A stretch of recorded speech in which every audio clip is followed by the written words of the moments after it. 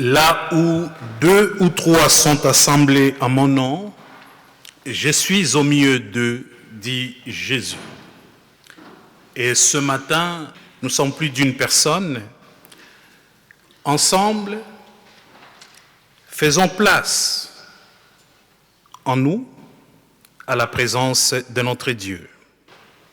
C'est lui qui nous sauve, c'est lui qui nous offre son amour. Laissons-nous conduire par lui, par sa lumière, par son Saint-Esprit. Laissons-nous former par sa parole. Le Christ vivant nous ouvre à l'espérance. Le souffle de l'Esprit nous unit dans la communauté, dans l'Église. Ici et maintenant, le Seigneur nous accueille comme il l'a fait hier, il le fera encore demain. Bienvenue à chacun, à chacune, bienvenue aux enfants, aux tout petits. Seigneur notre Dieu, tu nous précèdes à chacune de nos rencontres. Nous savons que tu es là et tu accompagnes chacune de nous, chacun de nous. Tu accompagnes notre communauté paroissiale, tu accompagnes notre société en l'éclairant par ta lumière, par ta parole. Envoie-nous ton Esprit Saint, que tout ce que nous allons vivre ici et maintenant soit porteur de vie, d'espérance et affermisse notre foi en Jésus-Christ ressuscité. Amen. Dans la joie, dans l'espérance, je vous invite à vous lever pour chanter le numéro 210 du psaume et cantique « Ô Dieu de l'univers », strophes 1, 2 et 3.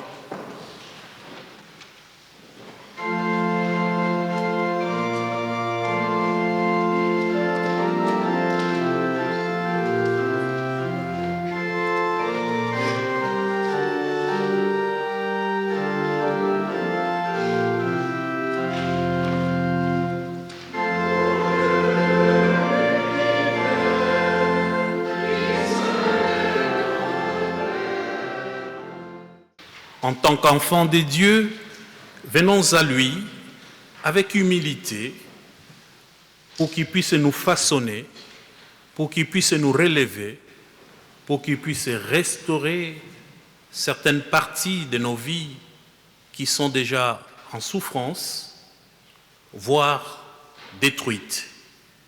Et alors, avec confiance, présentons à lui nos faiblesses, nos limites. Nous prions. Dieu notre Père, nous nous présentons devant toi, conscients de nos limites et faiblesses. Tu nous as appelés à marcher à ta suite, mais trop souvent, nous avons été des guides aveugles, incapables de discerner le chemin de la vérité. Nous avons jugé nos frères et sœurs, voyant la paille dans leur œil, sans remarquer la poutre dans le nôtre. Pardonne-nous, Seigneur, pour notre orgueil et notre hypocrisie. Nous reconnaissons que notre cœur n'est pas toujours pur et que nos paroles ne reflètent pas toujours ta grâce. Nous avons porté des fruits d'amertume, de colère ou d'indifférence au lieu des fruits de l'esprit que tu attends de nous. Pardonne-nous, Seigneur, pour nos ratés et nos manquements. Nous te prions au nom de Jésus-Christ, notre Seigneur et notre Sauveur. Amen.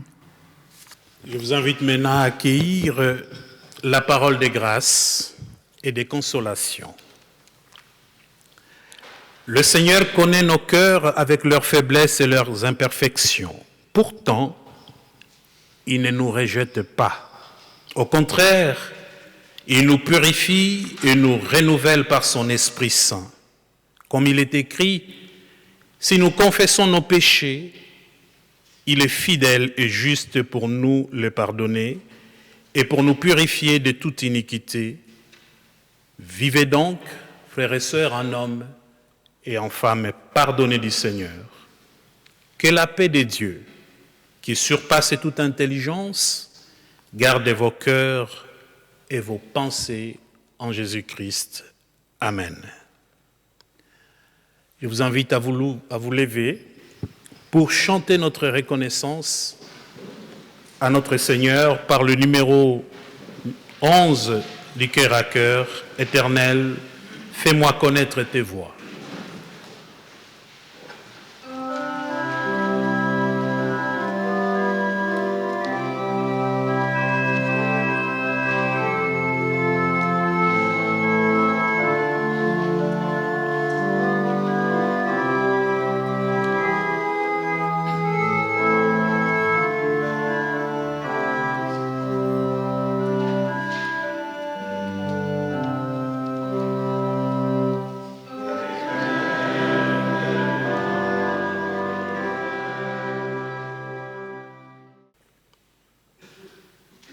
Dieu notre Père, nous te louons pour ta sagesse infinie et ta grâce qui est claire.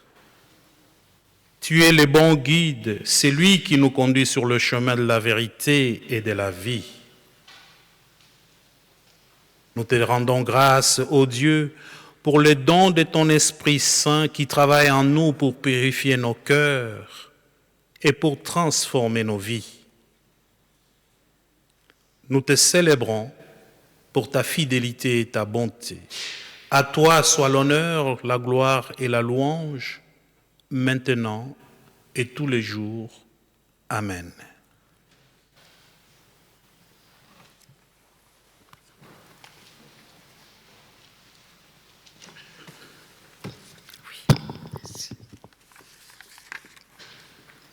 Nous prions. Seigneur, par le souffle de ton Saint-Esprit, viens habiter nos vies.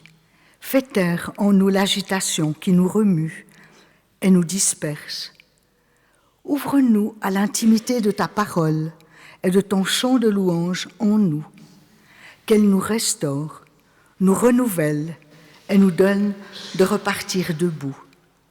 Témoin de ta présence au cœur de nos rencontres et de ta fidélité sans faille, lumière discrète qui reflète ta lumière. Et nous lisons dans Siracide, chapitre 27, les versets 4 à 7. Quand on secoue le crible, les déchets demeurent. De même les tares d'un homme quand il discute. Comme le four éprouve les vases du potier, ainsi l'épreuve de l'homme est dans son raisonnement. Le fruit de l'arbre révèle comment on l'a cultivé, de même la discussion, les pensées du cœur de l'homme. Ne loue personne avant de l'avoir entendu parler. C'est là, en effet, que s'éprouvent les hommes.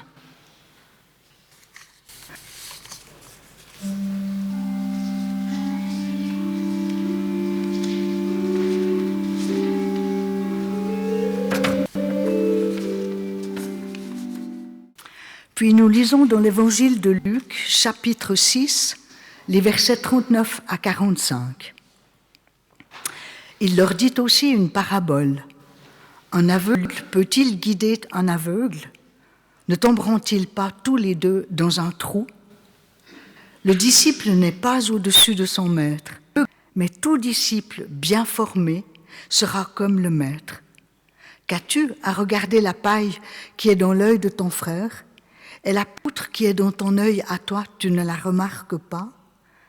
Comment peux-tu dire à ton frère, « Frère, attends, que j'ôte la paille qui est dans ton œil, toi qui ne vois pas la poutre qui est dans le tien? Homme au jugement perverti, ôte d'abord la poutre de ton œil, et alors tu verras clair pour ôter la paille qui est dans l'œil de ton frère. Il n'y a pas de bon arbre qui produise un fruit malade, et pas davantage d'arbres malades qui produisent un bon fruit. Chaque arbre, en effet, se reconnaît au fruit qui lui est propre. Ce n'est pas sur un buisson d'épines que l'on cueille les figues, ni sur les ronces que l'on récolte du raisin.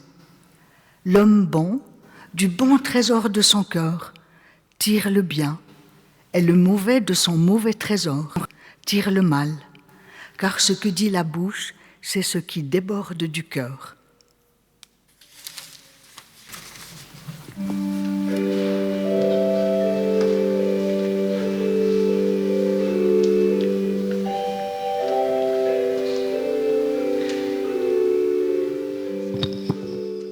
sommes au 3e dimanche où nous revenons sur le chapitre 6 de l'Évangile selon Luc.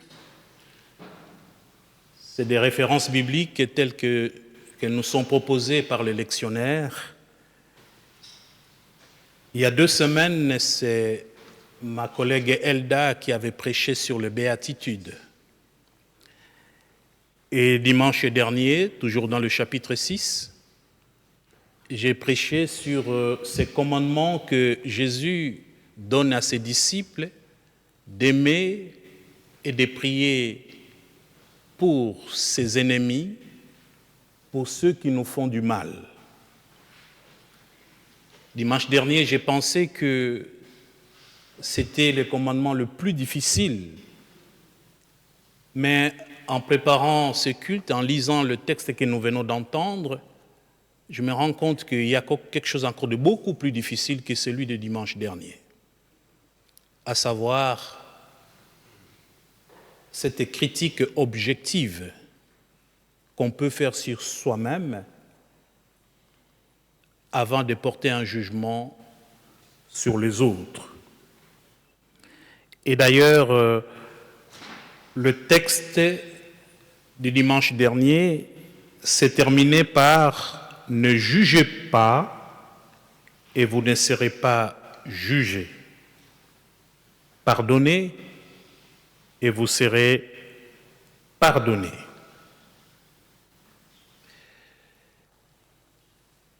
Les béatitudes, on nous dit que Jésus, il prêchait, selon l'évangile de Matthieu, il était sur la montagne et il prêchait à ses disciples et à la foule. Mais dans l'évangile de Luc, on nous dit qu'il est sur un espace plat et il s'adresse à ses disciples, il s'adresse à la foule. Et il leur donne ces commandements de ne pas juger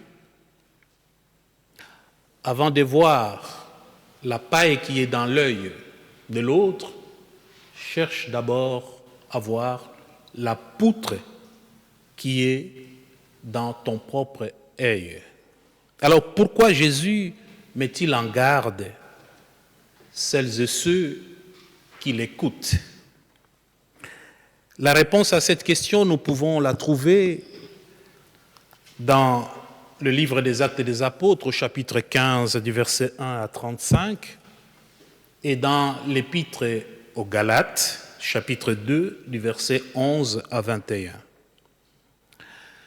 Si Jésus met ainsi en garde celles et ceux qui l'écoutent, c'est que déjà, dans les premières communautés chrétiennes, les chrétiens s'est jugé et s'est disputé entre eux, en particulier sur la difficile question de savoir si celles et ceux qui devenaient chrétiens, qui avaient quitté le judaïsme pour la foi chrétienne, devaient continuer à observer la loi juive ou s'ils devaient abandonner les pratiques pour ces pratiques et accueillir ces dons que Dieu vient de leur faire, ces dons de la foi, cette grâce d'accueillir les paroles de Jésus.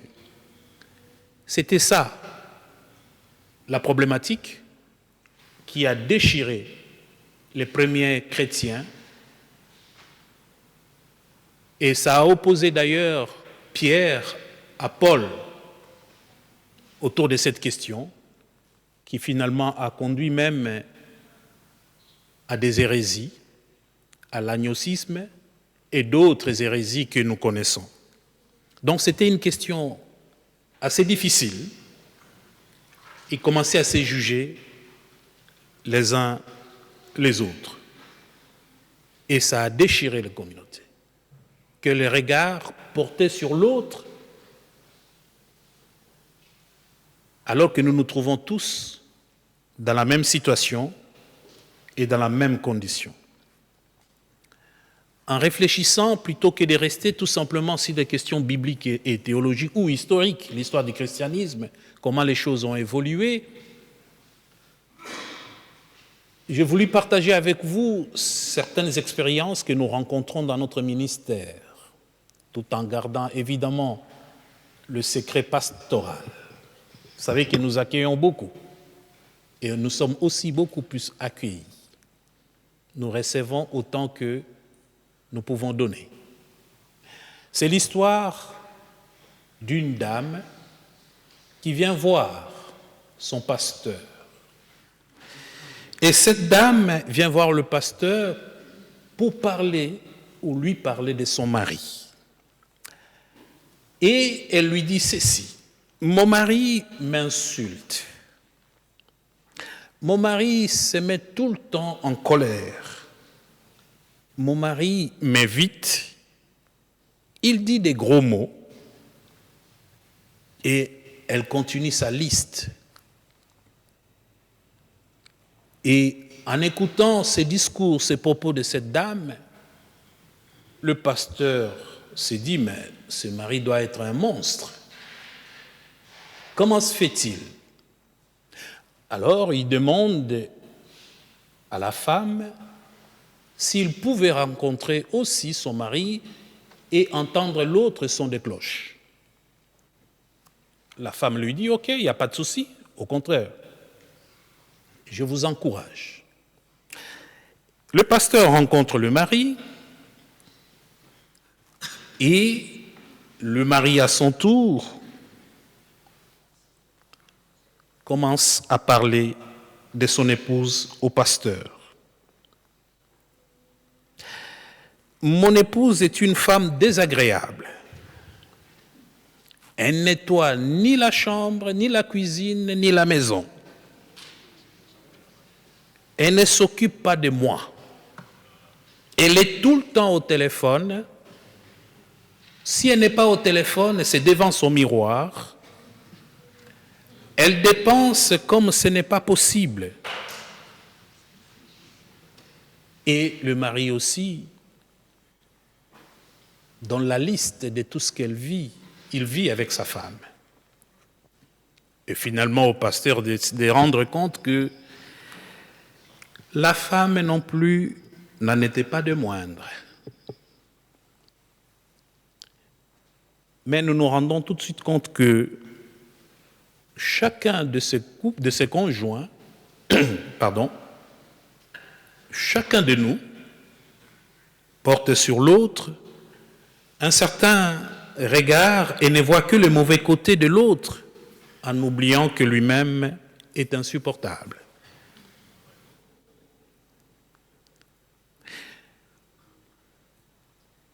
On parle mal de l'autre, mais on n'arrive pas à voir ses propres défauts, ses propres limites, ses propres faiblesses.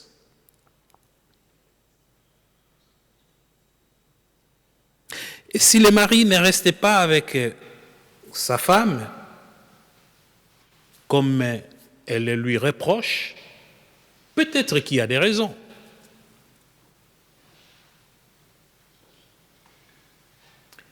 Là, on voit tout de suite la difficulté qu'il y a pour chacun de nous, pour chaque être humain, d'être objectif quand on parle de l'autre. On pense toujours que le tort vient de l'autre et non pas de soi. Et lorsqu'on parle de l'autre, on grossit ses défauts. Et quand on parle de soi, on les oublie. On oublie tous ses défauts. C'est pour cela qu'il est toujours important, quand on vient vous parler de quelqu'un,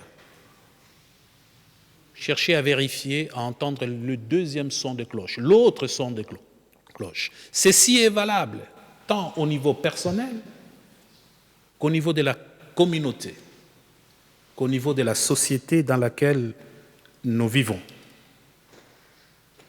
Sommes-nous capables de regarder avec objectivité, de reconnaître que l'attitude de l'autre, pour moi, parfois peut être une réaction par rapport à un certain comportement de ma part?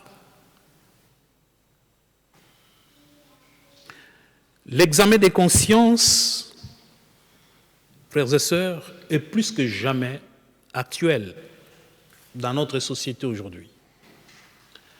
Quand on regarde à l'échelle planétaire, au niveau intercontinental, il y en a qui se considèrent bons et d'autres de mauvais. Il y en a qui ont droit de donner des leçons et pas d'autres. D'autres sont là que pour recevoir des leçons. Le Christ aujourd'hui, s'il nous donne cette parabole de la paille et de la poutre, c'est pour nous inviter avant tout à balayer devant notre propre porte avant de critiquer qui que ce soit et de proposer à autrui une bonne conduite. Imaginez-vous un paysan qui, au lieu de cultiver son champ, va chez les voisins cultiver le champ du voisin. Et il abandonne le sien. Comment allez-vous le prendre? Est-ce normal? Jésus nous recommande aujourd'hui d'être cohérents entre nos paroles et notre manière d'être, entre ce que nous disons et ce que nous faisons. Que ce soit au niveau de la famille, que ce soit au niveau de la communauté. Parce que notre regard peut être un regard qui tue, qui paralyse, et non pas un regard qui valorise et qui donne la possibilité à l'autre de pouvoir se réaliser pleinement. Nous sommes donc invités à prendre conscience de nos paroles et de nos actes. Nous sommes invités à un esprit de discernement. Est-ce que nos paroles sont-elles fidèles à la réalité des situations et au respect de chaque personne? Sont-elles bienveillantes? Est-ce que nos paroles produisent-elles le bien autour de nous? Est-ce que nos paroles réconfortent-elles? Portent-elles un regard d'espérance sur celles et ceux que nous rencontrons?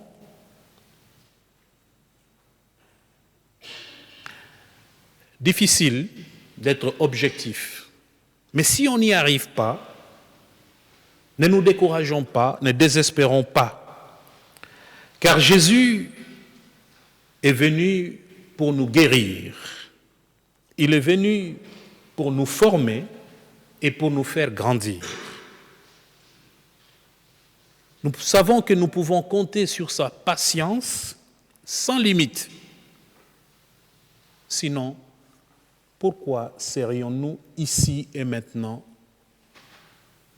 si on ne peut pas compter sur lui et si on ne peut pas réaliser qu'il est là pour nous transformer chaque jour et nous aider à grandir?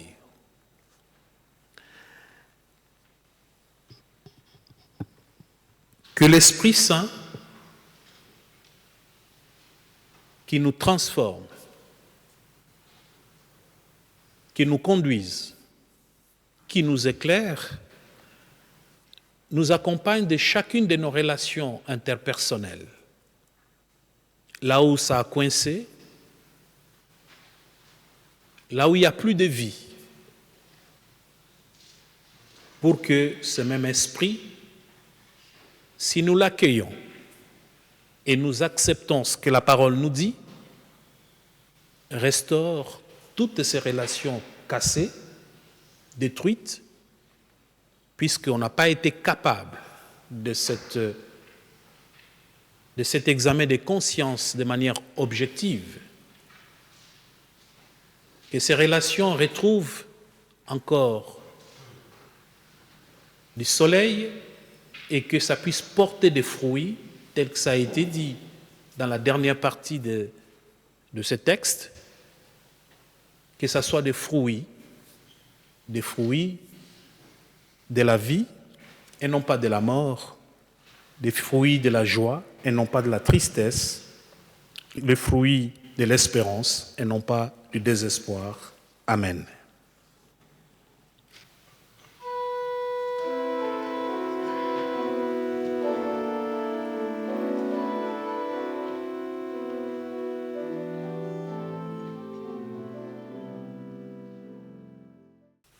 N'ayons pas peur si nous n'y arrivons pas, c'est difficile, mais nous croyons que la parole de Dieu, si nous l'accueillons, elle est transformatrice, elle nous relève, elle nous montre le droit chemin, elle éclaire nos zones de ténèbres. Si nous y croyons, je vous invite à vous lever pour réitérer cette foi, cette confiance en Dieu, avec les paroles du texte numéro 169 du psaume cantique. Je crois en Dieu, le Père Tout-Puissant,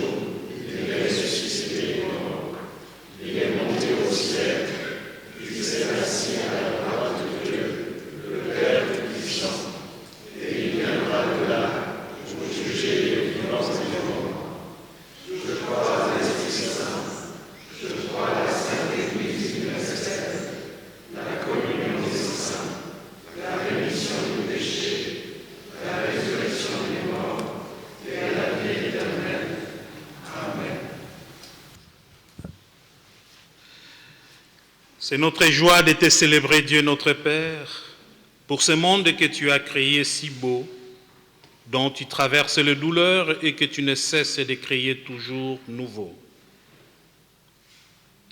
C'est notre joie de te célébrer, Dieu de toute tendresse, pour Jésus le Christ que tu as envoyé afin qu'il emprunte notre chemin d'humanité et devienne notre frère. Il a manifesté ton amour aux petits et aux pauvres, aux malades et aux pécheurs. Il s'est fait le prochain des opprimés et des affligés. Par sa vie, il a révélé ton visage. C'est notre joie de te célébrer, Dieu fidèle, pour ton esprit, souffle de vie qui nous assemble en Église, de génération en génération dans ton amour. Par toute la terre comme au ciel, il fait jaillir notre chant de louange, où nous te chantons 3 fois, Saint, Saint et Saint. Je vous invite à chanter le numéro 129 du psaume cantique.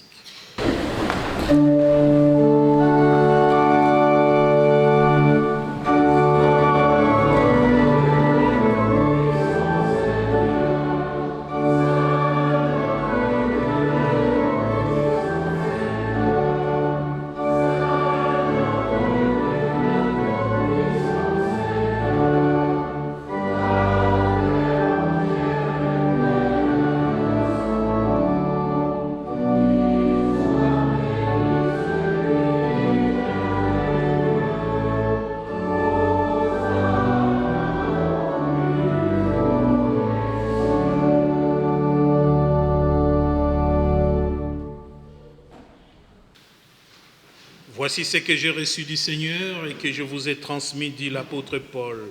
Le Seigneur Jésus, dans la nuit où il fut livré, prit du pain et après avoir rendu grâce, il le rompit et dit, Ceci est mon corps qui est pour vous.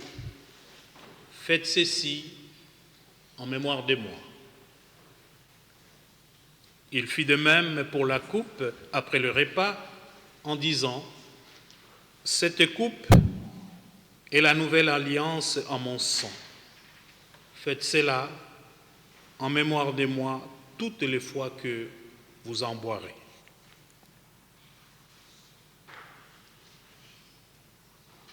Nous prions.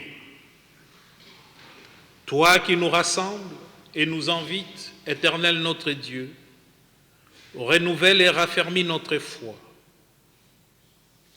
Envoie ton Saint-Esprit sur notre assemblée, afin qu'en recevant ce pain et ce vin, nous recevions les signes visibles de ta présence invisible. Par ces repas, nous faisons mémoire de Jésus, le Christ crucifié, et nous proclamons sa victoire sur la mort jusqu'à l'accomplissement. Nous allons prier les uns pour les autres, et cette prière d'intercession, nous allons la clore par la prière universelle de tous les chrétiens, la prière de notre Père, que nous allons chanter. Prions les uns pour les autres. Seigneur Jésus, tu nous vaux parfait, comme ton Père est parfait.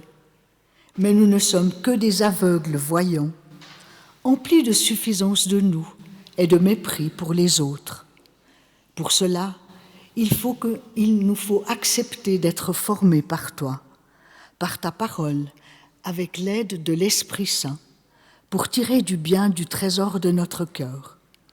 Nous voici devant toi, comme les enfants du même Père.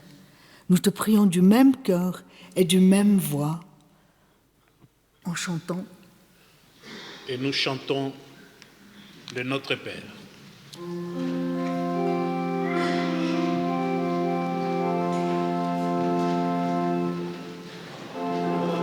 Père qui es aux cieux, que ton nom soit sanctifié, que ton règne vienne,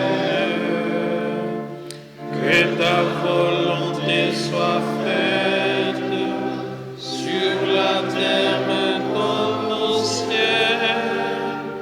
Donnez-nous aujourd'hui notre pain de ce jour. Pardonnez-nous nos offenses, comme nous pardonnons aussi à ceux qui nous ont offensés. Et ne nous laisse pas entrer en tentation, mais délivre-nous du mal, car c'est à toi qu'appartient le règne, la puissance et la gloire, pour les siècles des siècles. Amen.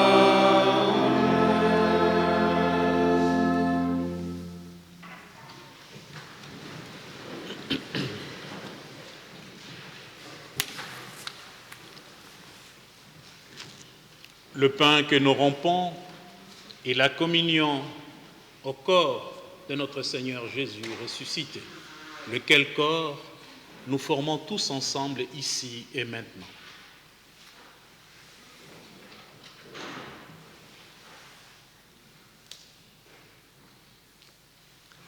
La coupe de bénédiction pour laquelle nous rendons grâce est le sang de Jésus-Christ versé pour la rémission de nos péchés, le sang de la nouvelle alliance.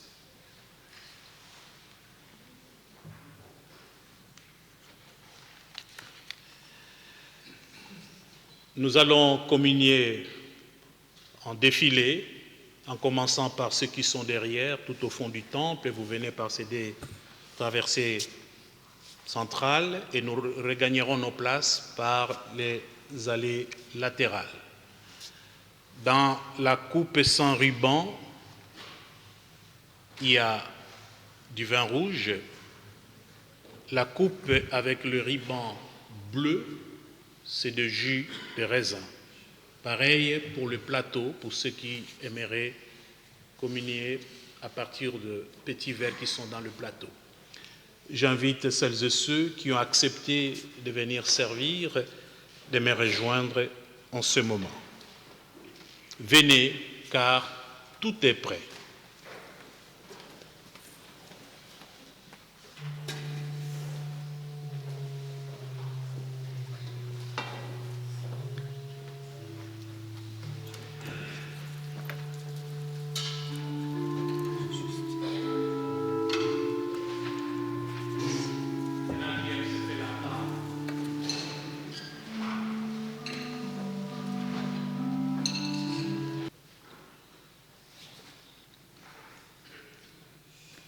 Toi le vivant, tu es venu à notre rencontre pour ta parole qui éclaire nos vies, pour le pain et le fruit de la vigne qui nourrissent notre foi, pour la communauté que tu nous construis. Nous te disons merci. Amen. Et nous chantons le numéro 132 du Cœur à Cœur. Ah oui, merci. Elles sont deux là-haut.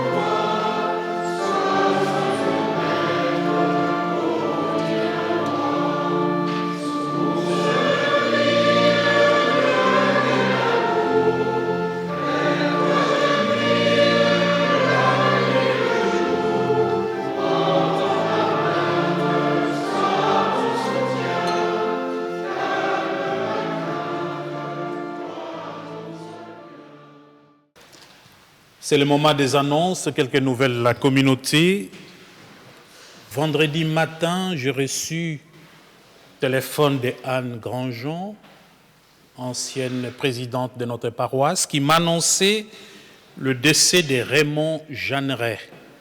Certains de nos anciens doivent le connaître, qui est décédé vendredi, la nuit du vendredi, de jeudi à vendredi, paisiblement dans son lit, parce que le mardi de la semaine dernière, Isabelle et Raymond, donc le couple, a été reçu chez Anne pour un repas. Il n'y avait pas de souci de santé, rien du tout. La soirée s'est très bien passée. Quel n'a pas été leur choc d'apprendre que Raymond est décédé le vendredi matin. À 5 heures du matin, le vendredi, Isabelle s'est levée pour aller aux toilettes. Quand elle en est revenue, elle touche Raymond. Raymond ne bougeait pas, elle le secoue. Voilà, il était déjà parti. Donc, comme on dit, une bonne mort dans le sommeil, c'est un deuil au sein de la communauté. C'est important que nous le sachions. Le service funèbre sera présidé par Olivier Cortet, qui était en très étroite relation avec eux. Et les détails, on les aura prochainement. Je ne les ai pas. Évidemment, comme premier dimanche du mois, il y a le repas communautaire qui nous attend après la pré-culte au foyer. Ne rentrez pas sous prétexte que vous ayez oublié d'amener quelque chose. Assez souvent, il y a assez pour tout le monde. Donc nous y sommes tous conviés.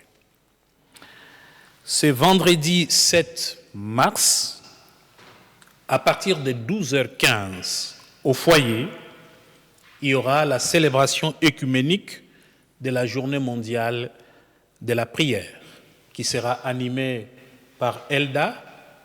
Et à la fin de cette célébration, il y aura un repas canadien à partager. Celles et ceux qui viendraient du travail et qui n'auraient pas amené quelque chose, sachez qu'il y aura des sandwichs qui seront disponibles. Margot m'a demandé la parole le coprésident a aussi la parole, Frédéric aussi, mais j'invite Priscilla Mujinga à venir ici, parce que bien souvent les jeunes qui sont dans la paroisse font du travail dans l'ombre, nous ne les connaissons pas. Priscilla en fait partie. Si vous allez sur notre site, ça fait 1 mois pratiquement que tous les dimanches, elle est là, en haut, pour enregistrer, filmer nos cultes, pour que ça soit mis sur notre site, pour permettre à celles et ceux qui ne peuvent plus venir le dimanche pour différentes raisons, s'ils le souhaitent, aller vivre, écouter la parole qui est annoncée. Et c'est Priscilla qui est en train d'être formée par Père Néré et qui, à son tour, est en train de former aussi d'autres jeunes. Elle n'est pas seule. Il y a un groupe de jeunes qui sont là, qui vont commencer des activités assez régulièrement dans la mine qui est en pleine restauration. Dès qu'elle sera prête, vous aurez des activités visibles de ces jeunes qui souvent sont dans l'ombre. Et c'est une grande joie pour la communauté de voir déjà ce matin de vraiment jeunes qui sont là. Nous sommes très heureux de vous voir. Et voilà, ne désespérons pas, dans notre communauté paroissiale, dans notre région, il y a des jeunes. Sauf qu'ils travaillent plus dans l'ombre. Rappelez-vous l'histoire de Marthe et Marie. Voilà. Merci Priscilla. C'est juste que les gens puissent t'avoir. Si tu peux tourner comme ça, on te voit.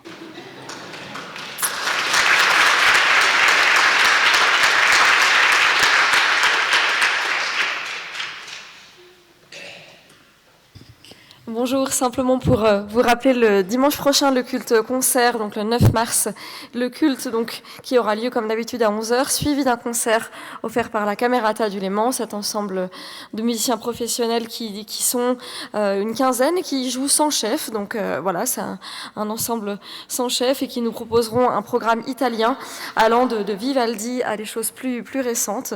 Et donc en environ 11h15 à midi, suivi d'un repas, d'un apéritif que nous allons préparer, auquel vous êtes évidemment tous conviés. Voilà pour ce culte concert.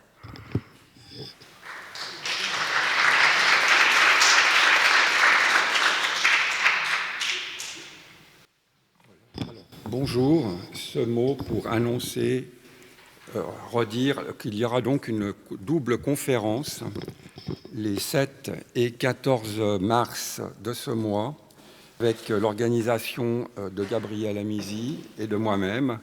Cette conférence est relativement exceptionnelle par son format, parce qu'elle permettra de parler implicitement d'une tradition que nous avons perdue, mais qui mériterait votre attention, et qui est le droit naturel protestant. Donc nous parlerons du droit naturel protestant et des principes essentiels du droit naturel protestant, ce qui nous permettra d'aborder la question écologique de la planète. Et donc vous entendrez parler de votre planète d'une manière que vous n'avez, je pense, jamais entendue jusqu'à présent. Et la conférence est suffisamment exceptionnelle pour avoir le soutien du WWF, des avocates pour le climat, donc des juristes, des aînés pour le climat, de la paroisse protestante de Chênes et de l'association Noé 21, ce qui va permettre de réunir des publics très différents. J'ai notamment envoyé le document et l'invitation à tous les conseillers municipaux des 3 Chênes. J'espère qu'ils l'ont reçu à Chênebourg, mais en tout cas, j'ai contacté les présidents des 3 conseils municipaux. Et donc, on espère avoir des publics extrêmement différents, et ça permettra d'éclairer cette question. Et Gabriel Amizi donnera donc des indications spirituelles au fur et à mesure que nous avancerons dans l'explication de cette conférence. Donc, je vous y convie très chaleureusement. Je mets quelques papiers là à la sortie. C'est les 7 et 14 mars à 19h au centre paroissial de Chênebourg, donc qui se trouve au 77 rue de Genève, en face de la banque Migros, pour donner c'est donc tout près. Voilà. Merci à vous, merci pour votre attention. Je pose quelques papiers. Merci Frédéric pour...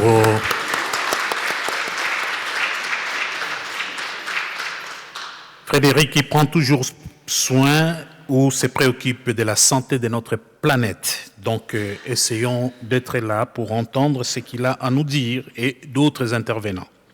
Je vous invite à vous lever pour recevoir de la part de notre Dieu sa bénédiction. Comme la pluie descend du ciel, arrose la terre et fait germer les plantes, la parole de Dieu déposée dans le cœur fait grandir la foi, l'espérance et l'amour. Le Christ nous envoie. Recevons donc sa bénédiction pour que nous devenions des bénédictions pour les autres. Que le Dieu de toute grâce nous bénisse, qu'il fasse pour nous rayonner son visage, qu'il tourne son regard vers nous et nous accorde sa paix. Allez et demeurez dans la joie, dans l'espérance et dans la paix du ressuscité. Amen.